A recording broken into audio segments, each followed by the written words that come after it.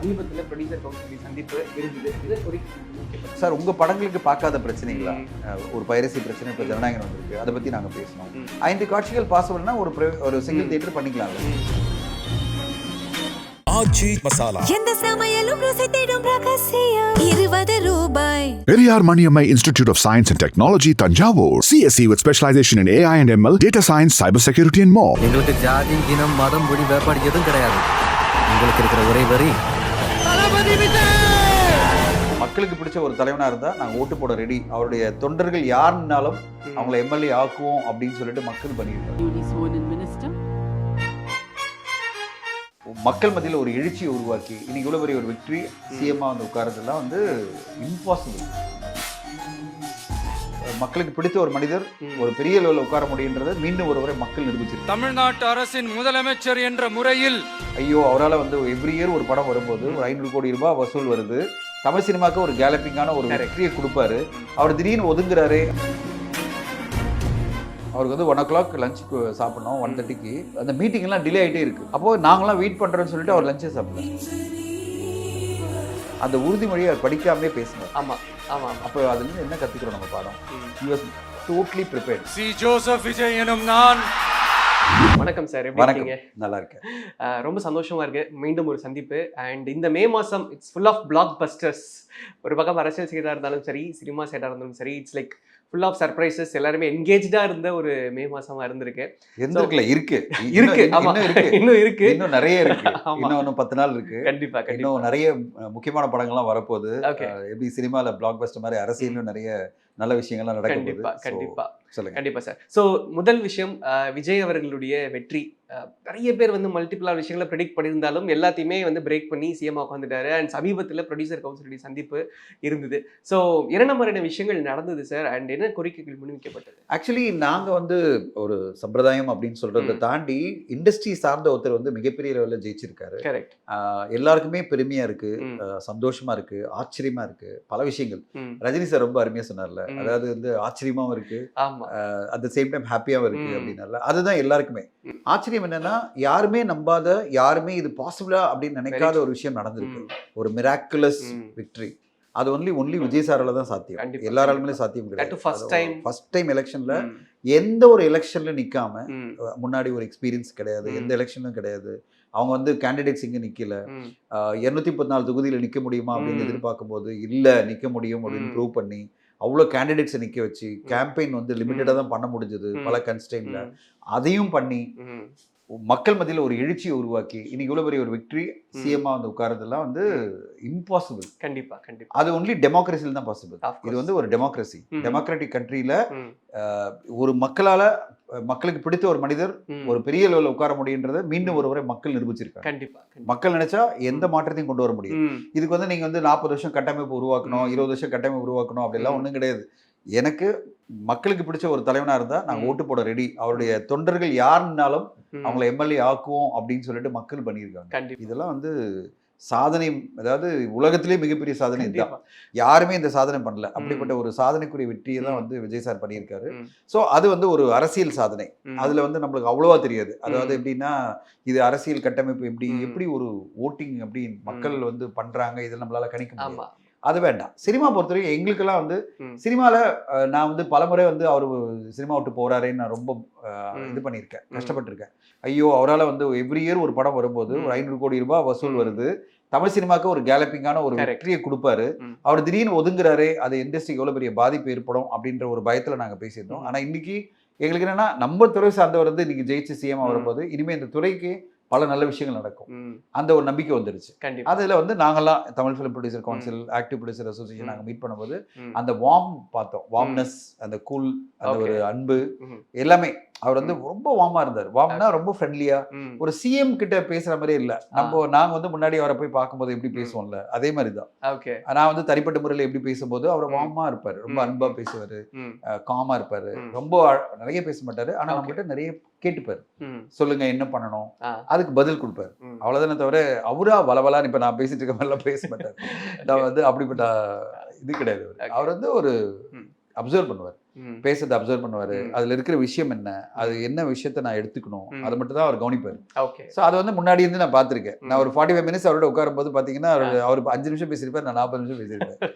So இப்போ அதே மாதிரி தான் இந்த நடந்தது. ஒரு 30 நிமிஷம் சந்திப்புல அவர் ஒரு 5 நிமிஷம் பேசினாரு, ஆனா கேள்விகள் கேட்டாரு. ஆனா நாங்க வந்து ஒரு 25 நிமிஷம் ஆளாளுக்கு எங்களுடைய சைட்ல இருந்து கோரிக்கைகள் அப்படின்றத விட என்ன விஷயங்கள் நடந்தா இண்டஸ்ட்ரி இன்னும் நல்லா இருக்கும் அப்படின்ற பத்தி நாங்க பேசணும். ரொம்ப அன்பா எல்லார்ட்டையும் கேட்டுக்கிட்டாரு. அப்புறம் சொன்னார், துறை சார்ந்த அமைச்சர் திரு ராஜ்மோகன் இருக்காரு, நீங்க ஒண்ணு பண்ணுங்க, அந்த லிஸ்ட் எடுத்து வந்தீங்களான்னு. இல்ல சார், நாங்க லிஸ்ட் எடுத்து வரதுக்கே தயக்கமா இருந்தது, ஏன்னா உங்களை ஃபர்ஸ்ட் டைம் பாக்குறோம், போட்டு ஒரு லிஸ்ட் கொடுத்து உங்களை கஷ்டப்படுத்த விரும்பல. இல்ல அதெல்லாம் ஒண்ணும் இல்ல, ஒரு அரசாங்கம்னா ஒரு கோரிக்கையா இருந்தால் தான் நம்ம வந்து அதை ஆக்ஷன் எடுக்க முடியும். ஏற்கனவே கமல் சார் சொல்லியிருக்காரு, அதனால நாங்க வந்து அதை எடுத்து பண்றோம். பல விஷயங்கள் இப்பயே நாங்க பேச ஆரம்பிச்சிட்டோம். நீங்க வந்து ராஜ்மோகன் சாரை பார்த்துட்டு அப்டேட் பண்ணிடுங்க, துறை சார்ந்த மினிஸ்டர் கிட்ட போய் சொன்னீங்கன்னா அவர் எங்கிட்ட பேசுவாரு, நம்ம உட்காந்து அதை எடுப்போம், என்னென்ன விஷயங்கள் ப்ரையாரிட்டியோ அதை சொல்லுங்க அப்படின்னு சொன்னாரு. சரி சார், நாங்க கண்டிப்பா அவரை மீட் பண்ணி எங்களுடைய லிஸ்ட்டை நாங்க சொல்றோம், எங்களுடைய முக்கியமா எதை உடனே எடுத்துக்கணுன்றதை பத்தி நாங்க சொல்றோம்னு சொன்னோம். So he was very kind. So பிளாக் பஸ்டரா ஒரு மாசமா அமைஞ்சிருக்கு சொன்னீங்க, அது வந்து அரசியல் பிளாக் பஸ்டர். கண்டிப்பா கண்டிப்பா சார். இன்ஃபேக்ட் தமிழ் அரசியல் பொறுத்த வரைக்கும் சினிமா துறையில இருந்து அரசியலுக்கு வந்தவங்கன்றது புதுசு கிடையாது. ஆனா என்ன அப்படின்னா அதை விட்னஸ் பண்ணவங்க அப்படின்ற ஒரு விஷயம் இருக்கு. இப்போ எம்ஜிஆர் வந்து அரசியலுக்குள்ள வந்தாருன்னா அதை விட்னஸ் பண்ணவங்களுடைய பீரியட் வேற. இப்ப இருக்கிறவங்க விஜய் சாரை வந்து அந்த growth, அவர் நாளையத்திற்குல இருந்து பார்த்தவங்க, இன்னைக்கு வரைக்கும் பார்த்தவங்க, இந்த நியூ ஜென், இந்த ஓல்ட் ஜென் எல்லாருமே பாக்குறப்பதான் அந்த ஒரு மிரட்சி தெரியுது. ஓகே, அகெயின் நம்ம அந்த கண்ணு முன்னாடி இந்த எம்ஜிஆர் காலத்துல என்ன நடந்தது, எப்படி ஒரு புரட்சி நடந்ததோ அதை வந்து நீ கண் பார்க்க முடிஞ்சது. அண்ட் நீங்க சொன்னீங்க ரொம்ப வார்மா இருந்தார், நிறைய விஷயங்கள் வந்து பேசியிருந்தோம் அப்படின்னு. Since he's from the cinema background, அவருக்கு ஆக்சுவலா தெரியல இந்த பிரச்சனைகளை இனிஷியல் அட்ரஸ் பண்ணணும் அப்படின்ற விஷயம். அவருக்கு ஏற்கனவே அவர் படங்களுக்கே இருந்தது இல்ல. நாங்க அதுதான் சொன்னோம், சார் உங்க படங்களுக்கு பார்க்காத பிரச்சனைகளா, ஒரு பைரசி பிரச்சனை இப்ப ஜனநாயகம் வந்திருக்கு, அதை பத்தி நாங்க பேசணும். படங்கள் வெளியாகிறதுக்கு முன்னாடி வர பிரச்சனைகள், அரசியல் பிரச்சனைகள் எல்லாமே நாங்க வந்து என்ன சொன்னோம், சார் நீங்க பார்க்காத பிரச்சனைகளே இல்ல, நாங்க புதுசா எந்த பிரச்சனையும் சொல்ல போறது இல்லை. அதுல என்ன பண்ண முடியும்? இப்போ ஃபார் எக்ஸாம்பிள் ஒரு அடிஷனல் காட்சிக்கு வந்து இவ்வளவு பெரிய பிரச்சனை ஏன் வரணும் அரசாங்கத்துக்கிட்ட இருந்து? இது ஏன் வந்து நாமா வச்சிருக்க கூடாது? 5 காட்சிகள் என்றது நாமா 9 மணில இருந்து 2 மணி வரையும் 5 காட்சிகள் பாசிபிள்னா ஒரு சிங்கிள் தியேட்டர் பண்ணிக்கலாம்ல அப்படின்ற மாதிரி. பைரசி என்பது எந்த அளவு ஒரு பெரிய தாக்கத்தை ஏற்படுத்தியிருக்குன்னு உங்க படத்திலே பார்த்துட்டோம். அப்ப அதுக்கு எதிராக ஒரு பெரிய மூவ்மெண்ட் பண்ணணும் அப்படின்ற மாதிரி. இப்படி எல்லாமே அவருக்கு எல்லாமே தெரியும். ஜனநாயகன் இஷ்யூ அவருக்கு நான் அப்படியே சொன்னோம், ஜனநாயகன் படத்துக்கு நடந்த நிகழ்வு இனிமே ஒரு படத்துக்கு நடக்கக்கூடாது அப்படின்னும் போது அவர் கேட்டுக்கிட்டாரு. அவர் சொன்னாரு, இல்லையே பைரசிக்கு எதிராக தான் சைபர் செல் இருக்கேன்னாரு. இல்ல சார், எங்களுக்கு அது பத்தாது, எங்களுக்கு சினிமா துறைக்காக தனியா ஒரு சைபர் கிரைம் யூனிட் வேணும், அது வந்து ஒன்லி சினிமா துறைக்கு. அது தெலுங்கானா கவர்மெண்ட் ஆல்ரெடி அதை இம்ப்ளிமெண்ட் பண்ணியிருக்காங்க. அது வந்து எப்படின்னா அரசாங்கமும் தனியார் துறைன்னு நான் சொல்றது சினிமா துறை, சினிமால இருந்து ஒரு டீம் அமைஞ்சு 2 பேரும் சேர்ந்து தான் அதை பண்ணியிருக்காங்க. ஸோ நாங்கள் சொன்னால் அந்த மாதிரி ஒன்று பண்ணீங்கன்னா இப்போ எங்குமே போய் ஜென்ரலாக ஒரு கவர்மெண்ட் டிபார்ட்மெண்ட் போய் கொடுக்கணும் அவசியம் இல்லை, இந்த ஒரு ஆஃபீஸில் போய் கொடுத்துருவாங்க. ஒரு தயாரிப்பாளர் பாதிக்கப்பட்டாருன்னா எங்கே போய் கொடுப்பாரு? இந்த ஒரு ஆஃபீஸ். நம்ம வந்து அது ஒரு தனி செட்டப்பாக ஒன்று கிரியேட் பண்ணலாம் அப்படின்னா இப்போ நல்லா இருக்கு. நீங்க வந்து துறை சார்ந்த அமைச்சர்கிட்ட அதை எக்ஸ்பிளைன் பண்ணுங்க, ஏன்னா இவர்கிட்ட நம்ம அதெல்லாம் கேட்க முடியாது, நம்ம சொல்லதான் முடியும் ஐடியா. நாங்க போய் துறை சார்ந்த அமைச்சர்கிட்ட போய் எக்ஸ்பிளைன் பண்ணுங்க, அதை எப்படி பண்ணலாம்னு யோசிக்கலாம் அப்படின்னாரு. ஸோ எதுக்கு சொல்ல வரேன்னா, அவருக்கு எல்லா பிரச்சனையும் தெரியும், ஆனா எல்லாத்தையும் அவரே ஹேண்டில் பண்ண முடியாது. அவர் டைம் கேட்டது என்னன்னா, துறை சார்ந்த அமைச்சர்கள்லாம் அதில் இறங்கி ஒரு விஷயத்துக்கும் ஒரு தீர்வு எடுத்துட்டு வந்து அதை வந்து சிஎம் கிட்ட கொண்டு போய் காமிச்சு அவர் ஓகே சொன்ன பிறகு தான் அது நடக்க போகுது. ஸோ மிரட்சின்றதை விட அவர் ரொம்ப கூலா இருக்காரு, நம்ம தான் மிரட்சியா பாக்குறோம். அவர் ரொம்ப கூலா அந்த பதவியில வந்து கம்ஃபர்டபுளா உட்காந்துருக்காரு. அதாவது நான் எந்த அளவு சொல்றேன்னா, நான் அவருடைய அந்த பதவியேற்பு இதுல பார்த்தேன், அந்த என்டையர் அந்த என்ன ஒரு விஷயம் பேசணுமோ, அதாவது ஒரு பதவியேற்புனா ஓத்து எடுக்கணும், அதை உறுதிமொழி எடுக்கணும்ல, அந்த உறுதிமொழியை அவர் படிக்காமே பேசினார். அப்போ அதுல இருந்து என்ன கத்துக்கிறோம் நம்ம பாடம்? he was totally prepared for the day. he was prepared for the day. அவர் உட்கார்ந்து அப்பதான் தயார் பண்ணி படிக்கலாம். அவர் அந்த ஓத் என்ன எடுக்கணுமோ அதை முதல்லயே எடுத்துட்டு வந்து அதை ப்ராப்பரா ப்ரிப்பேர் பண்ணி அதை அப்படியே பேசுறாரு. அதாவது மனப்பாடமா பேசுறாரு, அது ரொம்ப அப்படி சொல்லக்கூடாது, மனசுல இருந்து பேசுறாரு. ஓகே, சின்ன குழந்தைங்களுக்கு சொல்லலாம், அவர் வந்து மனசுல இருந்து அந்த வார்த்தைகளை ஒவ்வொரு வார்த்தைகளும் வந்து உணர்வுபூர்வமா உணர்ச்சியோட பேசுறாரு. அப்போ எந்த அளவு ஒரு ப்ரிப்பேரா இருந்திருக்காரு.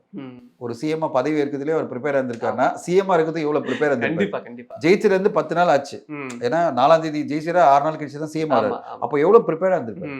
நான் என்னென்ன விஷயங்கள் பண்ணணும், துறை சார்ந்த விஷயங்கள் என்ன, 100 துறை இருக்குன்னா ஒரு துறைக்கு என்னென்ன விஷயங்கள் இன்னைக்கு ப்ரையாரிட்டி ம். அவருக்கு அது தெரியும். ம். ஸோ அந்தந்த ப்ரையாரிட்டி எடுப்பாரு. அப்பதான் நாங்க சொன்னோம் சார் உங்களுக்கு 100 துறை இருக்கு, அதுல ஒரு துறை தான் சினிமா, ம். நம்மளுக்காகவே அட்டென்ஷன் கொடுக்கணும் எதிர்பார்க்க ஆமா. முடியாது. இனிமே நாங்க அவரை போய் டிஸ்டர்ப் கூட பண்ண மாட்டோம். ம். இப்போ துறை சார்ந்த அமைச்சரை தான் போய் பார்ப்போம். ம்.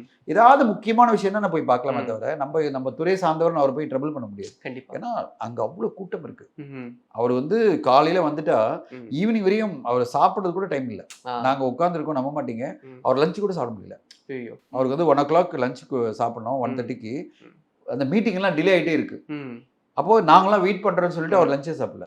இப்போ எங்களுக்கெல்லாம் ஒரே டென்ஷனா இருக்கு. ஓகே. என்னடா இது டைம் ஆயிட்டே இருக்கு, அவர் லஞ்சு கூட சாப்பிட முடியாத அவ்வளோ மீட்டிங் போயிட்டு இருக்கு. ம். அவர் வந்தவங்க எல்லாம் மீட்டிங் நிறைய டைம் எடுத்துட்டே இருக்காங்க. ஓகே. அவங்கள யாரையும் அவரால் இப்போ எங்ககிட்ட எப்படி வார்மா இருக்காரோ ம். அதே மாதிரி தான் எல்லார்கிட்டயும் இருக்காரு. ஆமா. அப்போ அவருக்கு டைம் எக்ஸ்ட்ரா ஆயிட்டு இருக்கு. அப்போ ஒரு பிரேக் எடுக்க முடியல. ம். அப்போ அவருக்கு மனசுல என்ன ஆயிடுச்சு, இவங்க வேற இண்டஸ்ட்ரியில நம்ம இண்டஸ்ட்ரியில வந்து வெயிட் பண்றாங்க, ஆ. சரி இவங்க எல்லாம் பார்த்துட்டு அப்புறம் பிரேக் எடுத்துக்கலாம் நினைச்சிருக்கலாம். ம். அதனால சாப்பிடவே இல்லை. அப்போ அவங்களுடைய டீம்ல இருந்து சொன்னாங்க, சார் இன்னும் சாப்பிட முடியல சிஎம் அப்படின்னாங்களா. நாங்க உடனே சொன்னோம், சார் சாப்பிட்டுட்ட பிறகு நாங்க வெயிட் பண்றோம் 1/2 hour. இல்ல ம். உங்களை மீட் பண்ணிடுறேன்ட்டாரு. அப்புறம் தான் சாப்பாடுங்க. அப்போ அவங்களாம் சொல்லும் போது எங்களுக்கெல்லாம் ஒரு பதட்டம் ஆயிடுச்சு. ம். என்னடா இது இவ்வளோ, அவர் டைம்லி சாப்பிடக்கூடிய ஆளு. ம். 1 மணிக்கு சாப்பிடுவாரு, ஓகே. 6:30 மணிக்கெல்லாம் நீங்க பார்த்துருப்பீங்க ஆமா. கேம்பெயின் டைம்ல அதுல காமிச்சிருந்தாங்க. அவர் டின்னர் 2 இட்லி சாப்பிட்றாரு. அந்த போட்டோலாம் பார்த்துருப்பீங்க. அவ்வளோ டிசிப்ளினா இருப்பாரு. ம். 6:30 7 o'clockல ம். டின்னர் முடிச்சிருவாரு. ஓகே. 1 o'clock 1:30க்குள்ள லஞ்ச் சாப்பிடுவாரு. அப்படிப்பட்டவர் என்னடா இது சாப்பிட கூட முடியாம இவ்வளவு மீட்டிங் போகுதுன்னா ம். அந்த அளவு அவர் அவ்வளோ பேர் Involved-ஆ எல்லாத்துக்கும். இன்வால்வ்டா இருக்கிறது மட்டும் இல்ல, அவ்வளோ பேர் கியூல நிக்கிறாங்க. ம். அது நம்மளுக்கு தெரிஞ்சுக்கணும். ம். அதனால நம்ம இண்டஸ்ட்ரியில இருந்து திருப்பி போய் அவரை போய் ட்ரபிள் கூட பண்ணக்கூடாது. இப்போதைக்கு ஒரு தடவை பார்த்தாச்சா, போதும். இதோட பார்த்து சொல்லியாச்சு. ஓகே. இனிமேல் துறை சார்ந்த அமைச்சர் மூலமா எல்லாத்தையும் நாங்க மூவ் பண்ணி அது சிஎம்மா கூப்பிட்டாருன்னா நம்ம போகலாம். ஓகே. அதாவது ஓகே வாங்க இந்த விஷயத்தை பத்தி இந்த டிசிஷன்லாம் எடுத்திருக்கேன்னா நாங்க ம். போவோமே தவிர இனிமே இண்டஸ்ட்ரியில நம்ம போய் அவரை போய் டிஸ்டர்ப் பண்ண முடியாத அவ்வளோ அவளுக்கு ஒர்க் நெருக்கடி இருக்கு. புரியுது. அவ்வளோ ஒர்க் இருக்கு அவருக்கு. ம். அவ்வளோ பேர் வந்துட்டு இருக்காங்க. ம். கியூ பெருசா இருக்கு. ம். அங்க பார்க்கும்போதே எனக்கு தெரியுது இது மிகப்பெரிய பொறுப்பு, ம். மிகப்பெரிய ரெஸ்பான்சிபிலிட்டி. ஒரு ஸ்டேட்டே ஆளணும். அவ்வளோ பேர் வந்துட்டு இருக்காங்க. காமன் மேன்லாம் வந்திருக்காங்க. ம். நிறைய பேர் காமன் பீப்புள்லாம் வராங்க. ம். அவங்களோட எம்எல்ஏஸ் வந்துட்டு இருக்காங்க, துறை சார்ந்தவங்க வந்துட்டு இருக்காங்க, நாங்க வரோம் அப்படின்னு பல இண்டஸ்ட்ரியில வந்துட்டே இருக்காங்க. ம். அப்போ நம்ம புரிஞ்சுக்கணும். கண்டிப்பா. ஸோ நம்மளுக்கு நம்ம துறையிலிருந்து ஒருத்தர் சிஎம் ஆயிருக்காருன்ற ஒரு அன்போட அந்த இதோட நம்ம அவரை இனிமேல் டிஸ்டர்ப் பண்ணக்கூடாதுன்னு தான் என்னோட பர்சனல் பாயிண்ட். Nice nice. அவரை டிஸ்டர்பே பண்ணாம நம்ம நம்முடைய இண்டஸ்ட்ரி தானே எப்போனாலும் போகலாம் அப்படின்லாம் அவரை ட்ரபிள் பண்ணாம ம். அவருடைய இதுல நிறைய பண்ணுவாருன்ற எதிர்பார்ப்போட நாங்கெல்லாம் காத்திருக்கிறோம். Super. தமிழ்நாட்டுக்கு கண்டிப்பா. சினிமா அதுல ஒரு துறை, ம். அதுக்கும் அவர் பண்ணுவாருன்ற எதிர்பார்ப்போட நம்ம வெயிட் பண்றோம். கண்டிப்பா சார். சார் இன்னொன்னு, இப்போ நிறைய திரைப்படங்கள் இங்க ரிலீஸ் ஆகிறப்ப நமக்கு 9 மணி காட்சிகள் கிடைக்குது. பட் முன்னாடி நமக்கு அந்த 4 AM 5 AM ரிலீஸ் இருந்தது. பட் சில சம்பவங்களுக்கு அப்புறம் அது கேன்சல் ஆச்சு. அப்புறம் 9 மணிக்கான பர்மிஷன் அது மாறுறதுக்கான வாய்ப்பு இல்ல நாங்க கேட்கும் போது 5 மணி காட்சியெல்லாம் நாங்க கேட்கல. ம். நாங்க கேட்டதே 9ல இருந்து 2 மணி வரையும். நாங்க எத்தனை காட்சியாவது போட்டுக்கிறோம். 2 மணி நேரம் படம்னா 6 காட்சி கூட போடலாம். ம். அவ்வளவுதான். ம். மற்றபடி தேவையில்லாத ஒரு கான்ட்ரவர்சி வேண்டாம். ம். 5 o'clockல ஒரு காட்சியில பண்ணும்போது தான் பிரச்சனை வந்தது. ம். அதை ஏன் பண்ணணும்? ஆனா இப்போ வேற ஸ்டேட்ஸ்ல ரிலீஸ் ஆறப்ப அந்த early reportsன்றது அதை ப்ரொடியூசர் நிறுத்தலாம். ம். Producer can always stop. ம். இப்போ நீங்க பாத்தீங்கன்னா ப்ரொடியூசர் நினைச்சா அந்த படத்தை வேற லாங்குவேஜ்ல 6 மணிக்கு ரிலீஸ் ஆகுது ஸ்டாப் பண்ணலாமா இல்லையா? இப்போ பண்ணிடலாம். கருப்பு படம் எடுத்துங்க. ம். கருப்பு படம் ஒரே டைம் தான் ரிலீஸ் ஆச்சு. ம். எல்லா இடத்துலயும் நிறுத்திட்டாங்க. ம். ஒரே டைம்ல 9 o'clock ரிலீஸ் ஆச்சா இல்லையா? ம். கண்டிப்பா. தமிழ்நாட்டிலையும் ம். கேரளாலையும் கர்நாடகாலையும் ம். அதே மாதிரி பண்ணலாம்ல. ம். தயாரிப்பாளர் நினைச்சா என்ன பண்ணலாம்ல. ம். வேர்ல்டு வைட் ஒரே டைம் தான் ரிலீஸ். ம். எதுக்கு ஒரு ஸ்டேட்ல மட்டும் எக்ஸ்ட்ரா ரிலீஸ் கொடுக்கணும்? ம். அது பண்ண முடியும். ம். அதனால 5 மணி காட்சின்றது எங்க ப்ரையாரிட்டி இல்லை. ஏன்னா அது கோர்ட் பயங்கரமா அதை பத்தி பேசியிருக்கு. ம். 5 மணி காட்சியெல்லாம் போட்டு இந்த மாதிரி டார்க் நைட்ல நீங்க இதெல்லாம் பண்ணாதீங்கன்னு ம். கோர்ட் சொன்ன பிறகு ம். இப்போ அதை மீறி நம்ம போய் கேட்கறது நியாயம் கிடையாது. ம். அதனால நாங்க என்ன சொன்னோம், சார் இப்போ 9 மணிக்கு அலோ பண்றீங்க, ம். இது நாங்க ரிலீஸ் பண்ணிடுங்க. அதாவது இது ஒரு ஆர்டராவே ஆர்டராகவே கொடுத்துருங்க. ம். எல்லா படங்களுக்கும் 9 o'clock காட்சி போடலாம் சொல்லிடுங்க. ம். எந்த படத்துக்கு மக்கள் வருவாங்களோ அதுக்கு 9 o'clock போட்டுக்கிட்டோம். ம். எல்லா படத்துக்கும் வரப்போறது இல்ல. ஆமா. எல்லா படத்துக்கெல்லாம் 11 o'clock வந்தாலே போருங்க. ம். 9 o'clock வரணும்னு அவசியம் இல்லை. ம். 9 o'clock முக்கியமான படங்களுக்கு கண்டிப்பா Okay. மக்கள் வருவாங்க. ம். அந்த மாதிரி முக்கியமான படங்களை வரும்போது உங்ககிட்ட திருப்பி கவர்மெண்ட் கிட்ட பர்மிஷன் வாங்க தேவையில்லை. ம். அது பாட்டு அவங்க 9 o'clock போட்டுக்கலாம். இதுக்கு Okay. ஒரு ஆர்டர் வாங்கணுன்ற அவசியம் எல்லாம் இல்ல. ம். அது மட்டும் தான் எங்களுக்கு இதெல்லாம் அட்மினிஸ்ட்ரேட்டிவ் விஷயம் தான். ஆ, ஆ, ஆ. 5 மணி காட்சினா அது கோர்ட்டை தாண்டி ஒரு விஷயம். ம். கோர்ட்டுக்கிட்ட போனோம், ம். ஒரு ஸ்டேட் கவர்மெண்ட் ஒரு பர்மிஷன் கொடுத்தாலும் கோர்ட் ம். விஷயம் சொல்லும். ம். தேவையில்லாத கான்ட்ரவர்சி இல்லை. ம். அவருக்கு எதுக்கு இந்த சங்கடத்துல நம்ம ஏற்படுத்தணும்? ம். எங்களை பொறுத்தையும் 9 to 2 எத்தனை காட்சியாவது போடலான்ற பர்மிஷன் கொடுத்தாலே அதுவே இண்டஸ்ட்ரிக்கு ஒரு பெரிய பெனிஃபிட் இருக்கும். கண்டிப்பா. ஆச்சி மசாலா. எந்த சமையலும் ருசி தேடும் ரகசியம் 20 ரூபாய். Periyar Maniammai Institute of Science and Technology, Tanjavur. CSE with specialization in AI and ML, data science, cybersecurity and more.